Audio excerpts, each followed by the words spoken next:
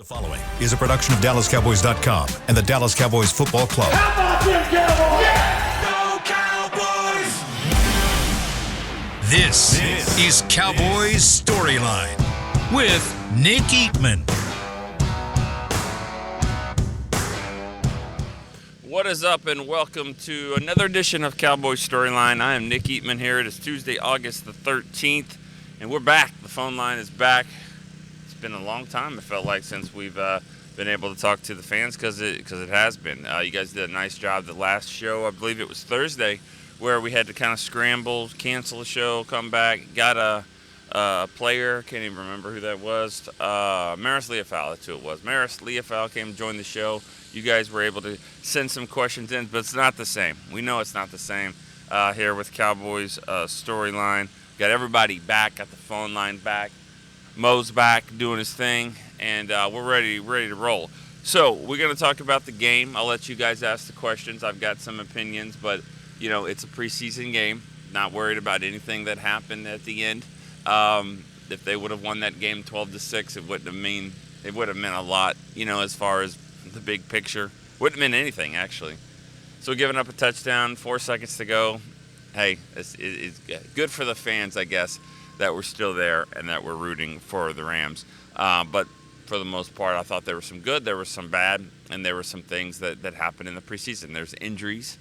That's the one thing you want to try to avoid, and the Cowboys really didn't do that. So, Chuma Edoga, it looks like he's got a toe injury. He left the game after one series. He was supposed to play the first quarter.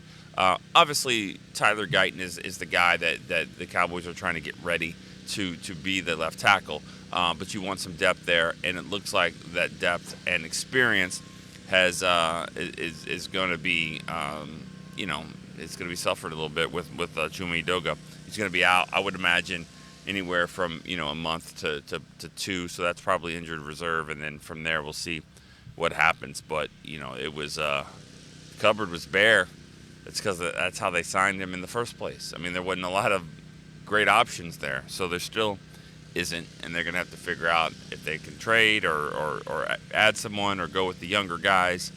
But obviously that offensive tackle position is going to be an issue. All right, let's go to the phone lines. Let's start it off with Brian in Kansas City, like we've done so many times. Brian, what's up? Good morning, sir. Good morning. Hey, I thought it was nobody, like you said, nobody wants to panic over a preseason game. I thought it was good, to kind of get an idea of, where everybody is in all the areas that we wonder about. Everybody wonders Right. How's Guyton doing? How's BB doing? How's Mazi doing? And I thought some of those things were answered, not all of them, some of those things. And so specifically for me, I was really interested in Cooper Beebe and Brock Hoffman and kind of how that was going to play out, not only in playing time, but, how's Beebe's progress. And, it looks to me like Hoffman's probably going to be the starter, at least Right. in the beginning of the season. Just a guess, but that's kind of how it looks. Yeah. But it looks on the other end that Guyton probably is going to make, especially now after what you just said. I didn't know his injury was serious enough to keep him out that long. Sounds like Guyton's going to be the man. Yeah. He's going to be the man at left tackle and holding it down. Anyway, just anything in the rookie battles that stood out to you, just pick one and talk about it. And then I thought, instead of bringing up a specific old-timer today, I thought maybe I'd bring up, just tell if you have any favorite rookie story in your history with the Cowboys, something that happened, with a player that was a rookie that just stands out to you. I'll hang up and listen, man. Have a great one. All right. Thanks, Brian. Man, that's pretty broad there. Just any rookie of all time. I've got a story I'll tell later. But to talk about your question, and I agree. I mean, I think it's very clear that Hoffman is the guy here, and that was expected because center that can't just be a competition that today it's this guy, tomorrow it's him. I mean, you really got to build that rapport with the offensive line, and I didn't think this was going to go that far into camp at all, and it really hasn't. I mean, it's been Hoffman from day one.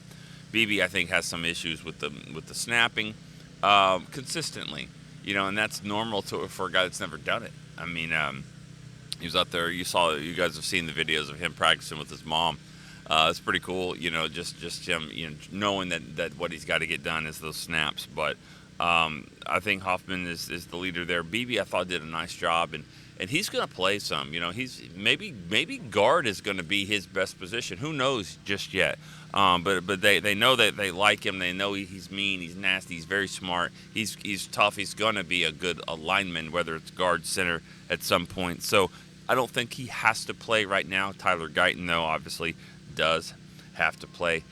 To answer your question about a rookie story for me, the one that I don't bring up a lot, but this last week I've been doing a lot of reflecting, just with me starting with the Cowboys 25 years ago. I don't know if you were able to see on Twitter and Instagram and stuff like that. I was been able to post a 25 years of working for the team. Jerry was able to take a picture with me and stuff. It was really a cool moment. But I think back to my first year working for the team, 1999. I didn't know anybody in the locker room. That's the thing. That's how you survive. You got to talk to people. You got to know what happened. You got to have a guy or two or seven that you could talk to. And I didn't have anybody. And the one guy that I actually became, I think, pretty good friends with was a young player named DeJuan Hawthorne, number 38, rookie from Northern Illinois. And there's no way this guy's making the team. There's Dion and there's Kevin Smith and there's DeJuan Hawthorne. He's like 5'8", 5'9" maybe. And he made the team and he played 4 years and he was my guy. He called me the Nickster and Scooter, they called him. And so that was just the guy. It was kind of like, well, he's new, I'm new, no way this guy from Northern Illinois is going to make the team. No way this kid from Midwestern State's going to be able to run with the Cowboys. And so that's just what I always think about. That was my guy, DeJuan Hawthorne. So I haven't heard from him in a while, but yeah, that's just the guy that comes to mind. I'm sure there's 1,000 stories like that. All right, let's go to Germany. Zach is in Germany. What's up? Nick, how's it going, man? Man, good. How are you doing? Thanks for calling. Good.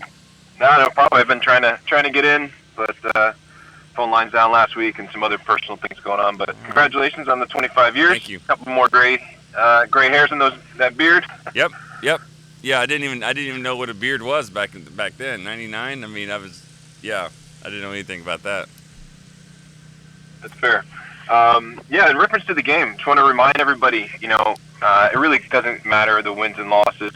This is really more of the individual player evaluation for the most part, outside of the line, of course. So let's not get too caught up on the wins and losses. If I'm not mistaken, I think Detroit, when they had the 0-16 season, they actually went 4-0 in the preseason. I don't think many people realize that, but good perspective. The main thing I wanted to go over was actually a couple things. One, how about we give some praise to Al Harris? These defensive backs, ever since he's arrived, have been ball hawks. I don't think we praise him enough. And then what's your opinion on our linebacker core? How do you think they looked overall, not just in the game, but throughout training camp so far? Yeah. Okay. Well, thanks for the call, Zach. Appreciate that. And again, I say it every time. It feels like, guys that are overseas and following this team, that those are true fans. I'm not saying the true fans, because you can be a true fan right here in California or Dallas or whatever. But it really shows just how tough it is to cover the team and do it in different time zones and things like that. So we appreciate you for sure. For the question about Al Harris, I mean, ever since he's been here, there's been guys leading the league in picks, and whether it be Diggs or Bland or whatever, Now some of those interceptions the other day, I think, were a credit of that defense and scheme, and it wasn't just all defensive backs. There were corners, there were safeties, there was linebackers. They were all kind of making plays, enough plays that you probably should have won the game. But that, like you said, doesn't matter that much. To answer your question about the linebackers, yeah, I mean, I see more depth there. I mean, that's just what it looks like right now. But that always happens until, knock on wood, but, if you have an injury, then that's where it gets tested. But right now, like what Eric Kendricks is doing, Overshown looks really good. Then it looks like he's going to be a player. I think Maris Leafau is going to be a really good player. Damone Clark, we'll see what he's got in this new scheme. See what Zimmer's got, for him. I mean, this is year 3 for him. Light bulb, has been on. It's just got to shine bright. I like Willie Harvey. I like what he's done, and then we'll see what Nick Vigil I think has a shot to stick around and make it. So it does seem like it's a little bit there's a little more depth there at the linebacker position for sure. And I don't know if I answered the Al Harris part as well. Al, Al does a really really good job. I think he has a great mix of kind of treating the players like men, but he also gets after them real well. And in today's player, that's a balance. I think he gets their respect. He's a really good player, but he just knows how to relate to them, and it works. I mean, it also helps too because he's got cornerbacks and safeties that have good hands. That's always been the running joke. Well, that's why you play defense. But these guys, man, they hit the jugs machine as much as any of the receivers do, and it shows. I mean, they have good ball hawks out there, and I think you're going to see a lot of interceptions this year, just the way that the blitzing, the way that Zimmer dials up those blitzes, and I think because of that, the ball's going to get out really quick. And you couple that with the fact that they can catch the ball, I think you're going to see a lot of picks. We saw it in that game Sunday. All right, Randy in Texarkana. What's up, Randy? What you doing? Just chilling, man. Just chilling. Halfway listening to you, halfway listening to the mowers. Just trying to make it work. But I'm just so happy I'm able to listen to anybody now with Chris, a.k.a. Dude, MacGyver, got it done. Yeah, I was talking to him about that. Why don't y'all just move? There's got to be a different location for y'all to set at to do this show. That sounds really good. It sounds like a decent idea. But here's the thing. This desk right here, oh, man. 800 pounds?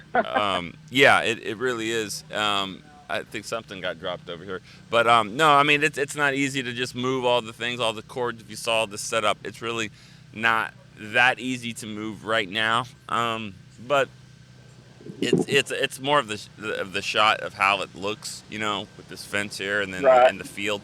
That's really what the plan is. That's what it's all about. That's what it's all about. You really can't go anywhere without, the mowers would find us. He would find us. You know what I mean? I think it's a setup. Yeah. So if Mike in England was correct, I think today is Travis's birthday. So happy birthday, Travis, if I'm right. If I'm wrong, hey, whatever. And then also, if Travis and Rob call you today, bring up their opinion on Dak versus Trey Lance. What? And I don't know if you caught the what? StoryLiners. No, I didn't see that. What's going on? Okay, that's all I'm gonna say. Just them two, they went at it, man. We could be talking about the kicker, and they would find a way to bring it back to Trey and Jack, and they were going at it. It was good times. But anyway, I'm about to come into some traffic, so I'm just going to ask you a quick question real quick and jump off and let you answer off the air. And by the way, this 10 o'clock, getting on here at 10 o'clock is tough, man. That's right in the meat and taters of my route. Is that what y'all are going to say is 10 once you go back? Yeah. This will be our time slot. That's why we really wanted to do the 8. Hold on, though. Yeah, hold on there, Randy. Question for you. Because I've been to Texarkana a few times. I thought you said traffic. Is that what you said? Like traffic? Oh, well, today I'm on what you call a road run. Okay. I'm going up to the top of Arkansas today. All right. I run up there and I meet somebody coming out of the north, and we meet up and swap traders. So I'm about to be in Little Rock. All right. Well, I was in a bus for like an hour and a half going to L.A. and back, and I don't know, that smelled like traffic a little bit though, Texarkana. I don't know, but you know what? To each his own. All right. I don't know about this Trey Lance versus Dak Prescott. I don't know. I mean, do they play different? Is it like a basketball thing, or who's taller? It was because this isn't about playing football, right? it was more of is Lance going to be our future? The money we give him if Dak chooses not to stay, just that whole subject. And yeah, they were going back and forth about it. It's pretty good talking. I'll let them Okay. do it because I'm not going to do it any justice. But I got it. my thing was all right. So you got Cleveland Browns, and year to year everything's different. But we're going to assume that they're going to have one of the top defenses again this year because they're just that stacked. Yeah. Wouldn't it be a good idea to go ahead and get Dak a little game time before we go into that? Because I would hate for him to go into a Cleveland cold. You know what I mean? Yeah. And I get that they're practicing, but it's not the same as going straight into a game. So, but I'll let you answer that. I'll jump off air because I am coming in a Little Rock. But All right. hey, I'm glad to get with y'all. I've been trying. The phones have been out, crapped out, all that good stuff. But I'm glad to get back in. Just know I'm listening all the time, and I'll never forget about you. All right. Thanks, Randy. Always All right, fun we'll to see talk to y'all. you. Bye. Thank you. Always good to talk to Randy. If I don't know. I mean, I'm sure there's more to that than just a Trey Lance versus Dak Prescott or the future or whatever. But I advise people. It's really not that hard, and I think that they do it anyways. Watch the game. Watch the preseason game. Because if you watch the preseason game, I mean, you I don't know. I mean, like, it's obviously not going to be. He's not going to be the starter or the backup. I mean, Cooper Rush is way ahead of him to the point where I don't even think Cooper Rush needs to play anymore in the preseason. I mean, we're good. We're good there. You go in, make a deep throw. That's fine. Yeah, if you have to play, I think he'll be ready. I want to see more from Trey Lance. I want to see more with anything close to the starters, whatever they throw out there in Vegas, whether it be some starters or maybe the Raiders play some guys. I just want him to see that. So, he needs to show that, needs to play a little bit more, a lot more actually. So I don't know, but there doesn't seem to be anything. I wouldn't even remotely talk about him being a future of the Cowboys or anything like that. I mean, what we saw the other day was not that great. His accuracy has been an issue since he's been here at practice. It wasn't much better in the game. He had some drops, but he also had some catches that were on passes that did not look very accurate, and they had kind of helped him out. So I thought he was going to play much better. I really thought Trey Lance was going to play better, and he didn't. But you know what? He'll get more chances. We'll see what he does. I mean, there was a lot of rust. There's been a lot of rust. As for the part about Dak, it's not happening, number one. I mean, he hasn't played a preseason snap since 2019. And I always go back to the game 2021, I guess. Yeah, because he got it hurt in 2020. Remember the bad ankle injury, of course, the Giants game. And then he was out the whole season. Comes back 2021 and doesn't do anything and doesn't play any of the preseason. And then the first game back is against the Bucs, and they definitely could have won that game. They lost with 2 seconds to go. Tom Brady let them down and won the game. But I mean, I think he threw for over 400 yards, and he was really, really good in that game. And he hadn't played not only all of the preseason, but all since October of the year before. So that's what I always look at as far as Dak will get himself ready to go. I need to do a little bit more research on the last few openers. They're not ringing a bell as far as how he's playing. But, now that game against Tampa the next year, when he did get hurt again. Remember, he hurt his thumb? And that was about as bad as you thought that, it could get there. But I think for the most part, he's not starting out super slow where you would say, why are they not, they should play him more. Because I just don't think you're going to play anybody enough to say, he's good, he's ready. I think at this point in his career, I think he can step right in, and it's the risk reward. It's just not worth it. It's just not worth it when you have a chance to get injured or whatever in a game. It just doesn't matter. All right, let's go. Let's go to Lewis in Langston, Oklahoma. Lewis, what's going on? I'm gonna try to keep it short. Thanks, bud. I was sitting there watching the game, and I won't say I loved because I wanted to see more, but I enjoyed watching Mazi. And I was wondering, watching him be real stout and square, was this a testament of him losing weight? Was this Dan Quinn trying to make him lose weight last year to try to make him a pass rusher? Because I felt like he did a lot more and I know this is the first preseason game, and he wasn't against all the starters, but it just seemed like he was doing his job a lot better at just being square and being where he needed to be in this one game that we ever saw him play last year, where he looked like he was just a fish out of water. And like I said, I'll be sure because I know you're probably about to take a break, and I'll take it off air. Thank you so much, Lewis. Great call. Yep. Hits the topic. Knows the game. Appreciate that. I know you guys have a lot of things to say, and so that means a lot when guys are able to do that, because we could sit and talk all day long. So I appreciate that. I think for Mazi, it starts with just getting off the ball quickly. That was something that didn't seem like to be his best thing last year. Get off the ball, and hit that snap. And so that's one where I just feel like he needs to do, he needs to be a little bit better there. Because you can get off the ball quickly, then all of a sudden, you can get back to the line of scrimmage and get the double teams, because he's going to get hit. He's going to definitely get those double teams. You can't get knocked back 4 or 5 yards. There was a couple times I think he got walled off a little bit, but for the most part, it does look better. And they need him to play. There's no doubt about it. They got to get him to play.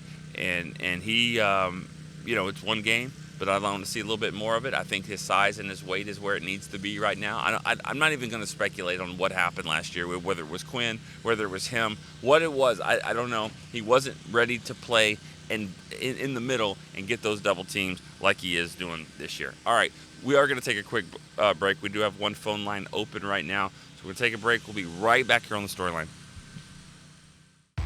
Are you the 2024 Dallas Cowboys Fan of the Year? The Dallas Cowboys and Captain Morgan are celebrating extraordinary, inspiring, and original fans. Nominate yourself or the biggest Cowboys fan you know for a chance to be named the 2024 Fan of the Year and win prizes, including a trip to Super Bowl 59. Visit DallasCowboys.com/Fan of the Year. Go Cowboys! Discover Aiden, the official luggage partner of the Dallas Cowboys and Dallas Cowboys cheerleaders. Known for top-tier engineering and craftsmanship, Aiden offers more than just bags. Originating from Australia and designed in New York, it merges fashion, design, and culture. Used by Dallas Cowboys players, staff, and the entire organization, Aiden provides style and functionality for all travelers. Visit AidenTheBrand.com and use code AidenXCowboys for 25% off your purchase. Travel like your favorite stars with Aiden.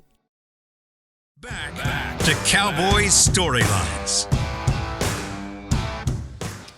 Training camp presented by American Airlines is going on this week again in Oxnard. Come out and watch practice, especially on Wednesday. They have a scrimmage again against the LA Rams. I say scrimmage. It's going to be a practice, but it will be against the Rams. They decided to do that. That's 11 a.m. to 1 p.m. out here in Oxnard. Admission is free. Visit DallasCowboys.com/training camp for all upcoming practice dates. All right, let's get it rolling again. Let's go to Bob. He's in Rio Grande Valley. Bob, what's up, man? Hey, Nick, how you doing? Good. How are you? Doing good. I'm still optimistic. You were talking about Al Harrison, the job he's done earlier, and I'd like to mirror that comment. I'll say this, when it comes down to the final roster, there's a lot of teams that are in need of defensive backs, particularly safeties and cornerbacks. They're going to be watching the waiver wire for the Cowboys because we got more talent than we're going to be able to keep. At cornerback, you say? Corner? The safeties. Safety. Okay. Overall, I thought that the defense played very well. Considering the number of shuffles that you had of guys in and out, there were a couple of glitches. But overall, the defense played very solid. And the fact that our new defensive coordinator, who's definitely not new to being a defensive coordinator, was calling the defense without even referring to his call sheet, and that was very impressive. And what was impressive about that was the fact that how far these guys have come since spring training began. I'm optimistic. I was I was some observations about Trey Lance. I'm in agreement with Nate Newton. The boy needs another year of seasoning. He just hadn't played enough football. He's athletic. He's great with his feet. But he has a tendency to throw the ball high. He doesn't lay it in there on the dime very well. But I think that can come with experience. I think that we definitely know who our backup quarterback is, and that's Cooper Rush, and deservedly so. But I think we ought to keep Trey Lance around for another year and try to develop him. What do you think? Yeah, I think he will be around for another year to develop. So yeah, I think you're right about that. You're right about all of those things about needing more and things, and he needs more. The passes are too high. He's athletic. Everything you're saying is accurate, which is, I don't know if that word should be used with him, but I think that the problem is that third overall pick. I mean, everything that his development reminds me of Tony Romo, right? 4 years now, and he needs another year, fifth year. Not the third overall pick. The third overall pick should play then, right now, ready to go. That's what is so head-scratching about this. And I know his college career was a little unique because played at North Dakota State, didn't play a lot. They were winning games. Then the COVID hit. They didn't even play a whole season, so they kind of had to project there. And, it wasn't there. I mean, they just looked at the size and the measurables and all that.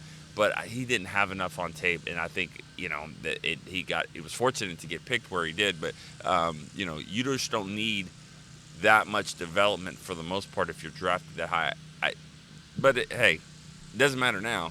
He's a fourth round pick, a trade for a fourth rounder, and he's going to be your third quarterback, and he's going to get to play in the preseason here, and we'll see what happens as he continues to develop. All right, let's go to Dylan. He's in Northport, Florida. Hey, Nick Stir. Congrats on the 25 years, man. Thank you. Appreciate it, Dylan. Yeah, I've been listening to you for a long time. I said it before, but a lot of what I say, I think, comes from my inner Nick and Derek and you guys that have been around for a while. So appreciate everything you've done and everything you do. Ditto, because I appreciate you in the storyline, and the story linebackers and the storyliners, and what did y'all call it? Sounds like y'all having some fun over there. Sorry that I wrote that dad joke down with Maris. He didn't really seem to enjoy it the way you did, but yeah. Yeah. I did want to talk about Trey, but just real quick first. Overshown, glad to see him balling out, just kind of like he did last preseason in his limited time. And not even, there's the one play where he made the tackle look really nice, but on that screen, he did something that the linebackers didn't really do last year. He was aggressive, and he destroyed the lead blocker on that screen. Yes, he sure did. That's important. Unselfish. It doesn't get the tackle. You're right. It was down there. I think it was first down there by the 10, but snuffed it out. Yep. Got there, forced them inside. The rest of the guys made the play, and and he sacrificed his body and to do that. That's what you have to do. You have to just go and force to the inside. I thought he was really good. It was really good instinctive play. So you're right. I like what I saw in the short time we saw Overshown. I liked it. Yeah, and I almost wanted to hold him out the rest of the preseason at this point. I know he needs experience because he hasn't played, but man, I'm scared. Yeah, I know. I'm with you. I mean, I used to be the other way around. I used to be like, let's play. You got to play football. But now I'm like, there's 17 games that matter. These 3 that don't. Just get them there, get them ready to go, and I'd play only enough to get through the game. That's what I would do. Yeah, no doubt. On Trey, we talked this last Saturday. It was like a 3.5 hour call we were on, and an hour of that was dedicated to this Trey hypothetical conversation. And me and Rob were kind of with the mindset that if Dak doesn't come back next year, we all think he's going to come back. But if by some crazy reason he doesn't come back next year, who's going to play, right? Who's the quarterback? Right. And me and Rob were like, you probably go out and sign a free agent, maybe draft a guy, whatever, because Trey's just not ready from what we know of. And this was before the game on Sunday. And I think the game just reinforced that even further, where he looks like an athletic quarterback. You can see some positive stuff there, but every throw is high or behind the receiver. He's leaving guys hanging out to dry. He doesn't have a ton of experience, but that's not really the Cowboys' problem. They kind of did themselves a disservice by trading for this guy who's got 1 year left on his deal. They don't really have the time to develop him. And, carrying a third quarterback, I don't like to do that. I'm guessing they probably will. But I guess I had a question for you. Do you think he's at risk of, if he doesn't play better in the next 2 preseason games, is he at risk of not even making the team potentially this year? Yeah. Thanks for the call, Dylan. And I said, yeah, I really, my answer to that question is no. I do not think he's in danger of not making the team. I think with the third quarterback and the rules now and also the fact that you traded for him with a 4th round pick, and you said with 1 year left on his deal. I mean, to be fair, he had 2 years left on his deal. I mean, it was last year and this year. I mean, he was here all last year to develop, and so you look at it now and you're like, it didn't seem like a lot of development, but it's hard to get ready to play football without playing football, So I don't think he's in danger of making the team. I don't think that. I think he'll be here as a third quarterback, and I think the Cowboys are hopeful he doesn't play, but he's gonna have to. He's got 2 more games. We'll see how he plays against the Raiders and whoever was the 3rd game against Chargers, I think. That'll be fun. But just he'll play. I think he'll play better. And like you said, every the passes are high. Here's the glass half full part of it. If he goes out and completes a pass to Cropper, and he's wide open, or not wide open, but that's a pass. They 4th and 1, they throw the ball to him. I don't agree with the call, but they did. They threw it to him.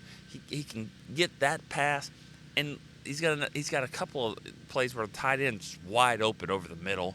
One was Fant, other one I think was Holler. He had 14. Cam Johnson down the right sideline, missed that one. Those four passes, they missed them all. And I'd like to think that with his next game out, he hits 2 of those. That's probably 2 touchdowns at some point there, and we're thinking completely different about him. So that's how far we are. It's just a couple of passes here and there. Just work on that. Work on your timing. Work on your rhythm. Complete that pass here. Complete this pass here. And we're talking about a different experience. So that would be the glass half full approach there of, hey, it wasn't great at all. He didn't make a lot of mistakes. He just didn't make a lot of plays either. And I think he was kind of close to doing that. So, anyways, that's my take on him. All right, thanks for the call there. Let's go to Gavin, Oklahoma City, first-time caller. Yes, sir. What's up, man? Appreciate what you do, man. I've been listening since the first game last year, and I really appreciate hearing what the other fans have to say, even though sometimes Cowboys fans get on my nerves, even as a Cowboys fan. But it happens. I do appreciate what you do. Well, thank you, Gavin. I just wanted to say that first. Here we go. It's just Yeah. not the same. I'm sorry, I can't do it the way Dak does it. Dak or Trey Lance. Trey Lance, surprisingly, that might be what they were talking about Trey Lance versus Dak. They both have really, really good, strong here we goes. That's what it was. That has to be. Maybe it's part of the system. I like it. I know some people have talked about maybe they shouldn't do the cadence because it gives away when they're going to do the snap or something like that. But I personally like it. Yeah. Well, I think it's fine. I don't think it was hurting them last year. We'll see how it does this year. Right. So what you got, Gavin? I just had a couple of things to say about the preseason game. I really like and was encouraged by what I saw with Mazi and Tyler Guyton in the trenches, but I think people in the community are getting very excited about Guyton, and I think they need to slow down just a little bit because I do like what I see with his footwork and his positioning, but I really don't like what I see from an anchor standpoint. I used to be an offensive lineman. I'm not, a coach by any means or nothing like that, but I feel like he gets in front of himself a little bit, and that a pass rusher like Myles Garrett that he might see during the year, I feel like they would be too strong for him if he doesn't get a better anchor. That's just what I saw. No, and that's fair, and that's part of trying to to play, and play on the run and learn, learn how to play a left tackle here in the NFL. I mean, that's part Right. of it. Because, and you know this, at playing the position, did you play in high school, I would imagine? Yeah, I Okay. didn't make it past. Well, that's fine, though. That's the point. Let me ask you this. Right. When you were a senior, what was harder? Like Wednesday and Thursday playing against the JV, or Friday night in the games? I mean, I would imagine it was Friday night, right? Of course. Right. So that's the thing.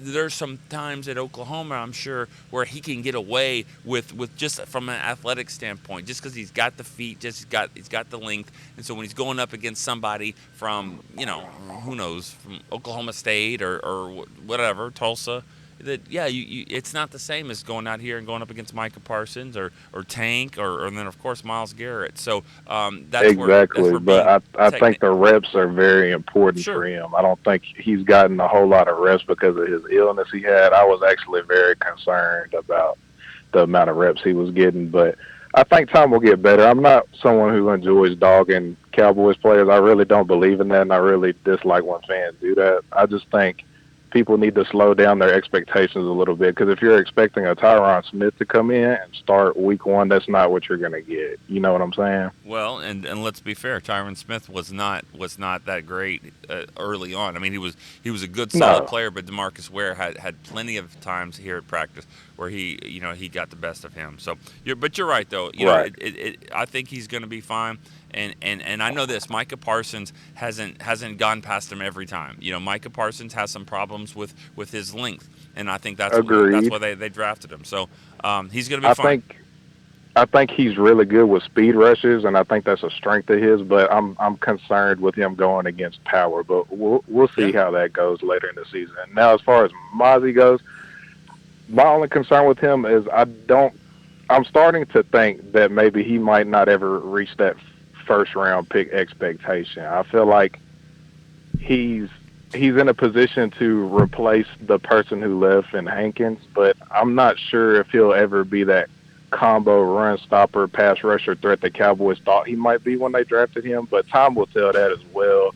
Like I said, I don't believe in dogging the players in any way. I just think as long as he do his job, that's really what we need as far as just clogging up the middle there, but I'm not sure that he'll ever reach that expectation. And the only other thing I had a comment about with Trey Lance, I'm sure you've already covered this in the show, but I feel like he needs a little bit of grace from the fans, given the fact that he doesn't have that much experience.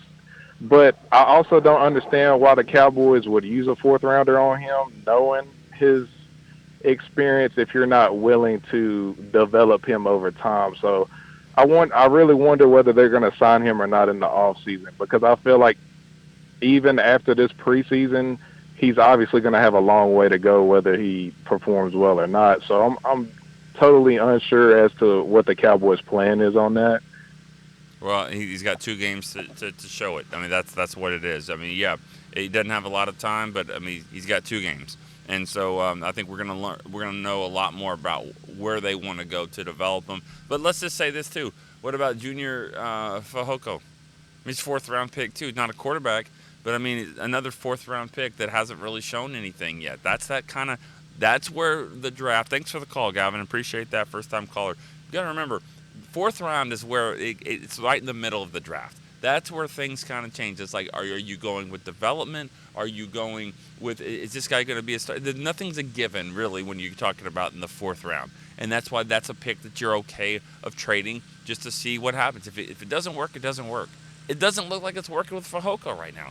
So that's the thing that we're, where we are with Trey Lance. I think he's I don't know how he's going to do, but I know in the next 2 weeks we're gonna know a lot more about where he is in his development here. All right, I think we're gonna take a break here on Cowboys StoryLine. Be right back here for we'll finish up the show. Are you the 2024 Dallas Cowboys Fan of the Year? The Dallas Cowboys and Captain Morgan are celebrating extraordinary, inspiring, and original fans. Nominate yourself or the biggest Cowboys fan you know for a chance to be named the 2024 Fan of the Year and win prizes, including a trip to Super Bowl 59. Visit DallasCowboys.com/Fan of the Year. Go Cowboys! Discover Aiden, the official luggage partner of the Dallas Cowboys and Dallas Cowboys cheerleaders. Known for top-tier engineering and craftsmanship, Aiden offers more than just bags. Originating from Australia and designed in New York, it merges fashion, design, and culture. Used by Dallas Cowboys players, staff, and the entire organization, Aiden provides style and functionality for all travelers. Visit AidenTheBrand.com and use code AidenXCowboys for 25% off your purchase. Travel like your favorite stars with Aiden. Back to Cowboys storylines. Gear up for the 2024 NFL season with official Dallas Cowboys gear. Head to a pro shop near you or log on to shop.dallascowboys.com. A Fanatics experience. Score your jerseys, t-shirts, headwear, and more. All right, let's keep it going here on the phone line. Let's go out to Maurice in Tacoma, Washington. What's up, man? Hey, Nick. How you doing, buddy? I'm good, man. How you doing? Not too bad, man. My question is a little bit of a concern, and I was wondering what you think and what would you grade McCarthy. I was a little concerned. I loved the running game. It looked really good when we were running the ball. McCarthy does it really well between the 35s, but it seems like once we get inside the 35-yard line, he tends to shy away from the running game. I really would have liked to see him run the ball on that fourth round rather than take that fade route. Just wondering what you think about the play calling for the first preseason game. Yeah. You have another question? No, that's it. Thanks, right, man. I'll hang up and listen. Appreciate that. Always love those calls. All right, Maurice. It's a mailbag question that we're posting right now, and I tweeted about it too, so I can't be hypocritical about it. I didn't like the call. I didn't like it at all. I understand. Everyone wants to see Trey Lance. Can he throw the ball into the end zone? Can he make a play? But he's your third quarterback. If he plays really well, he's going to be your third quarterback. Brock Hoffman is your starting center. Tyler Guyton now is going to be your starting left tackle. Bass, Awesome Richards. I'm trying to think who else was in there. But I want to see those two of those guys are going to start. Do we know if they can actually push people off the ball and get the ball into the end zone? I mean, I'm not sure. I would have liked to have seen that. That's what I think is better development there. If he goes and catches that pass, if Cropper catches it in the corner, do we know any more about Brock Hoffman and Tyler Guyton? Not really. I want to be able to see that. And if you do run the ball, push them back, Rico gets some yards, or Malik Davis or whatever, and they score a touchdown, you know what? That still helps Trey Lance. He comes off the field. He got his team into the end zone. He had a nice run to get there. But I think from a confidence standpoint, that would also be a good thing. But the jury is out on a lot of things. But one of them is, can they run the ball inside the 10-yard line when everyone knows you need to run it, and where it's the deck is stacked, can you push them back? That's what I want to see Brock Hoffman do. That's what I want to see if Tyler Guyton can do against the run. I want to see that kind of stuff. So you can't develop everything, and that and that pass was there. It's not like it wasn't a good call. I mean, Cropper got open, he should have hit him. But I still think that I would have liked to have learned a little bit more about the run game there, and I thought that was a good experience, a good chance to do that. But it didn't work out. All right, Rob in Vegas, what's up? You're gonna close it out, Rob. What's up? Hey, Nick. What's up, man? Congratulations on your quarter century of working with the Cowboys. Thank you so much. It sounds so much older, so much longer when you say quarter century. Yeah, it definitely does. It's crazy to think that I've worked for the Cowboys 25 years and I've not worked for the Cowboys 23 years. Got another 25 to go. You know what? Jerry Jones said that to me. He said, "Let's do another 25." It was why not? You're a young let's man. do it. You know what? He probably will. I hope I can be there with him. Right.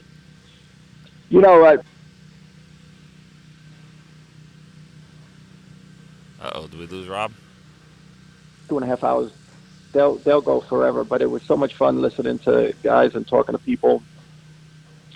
Yes, the Trey Lance thing got heated only because I never liked the trade. I didn't think giving up a 4th-round pick for a guy technically you never want to see play is a good move, considering Dak is in his prime and Cooper Rush is a proven winner when he comes in, so he's a really good backup. But you never want to see either one of those guys. Yeah.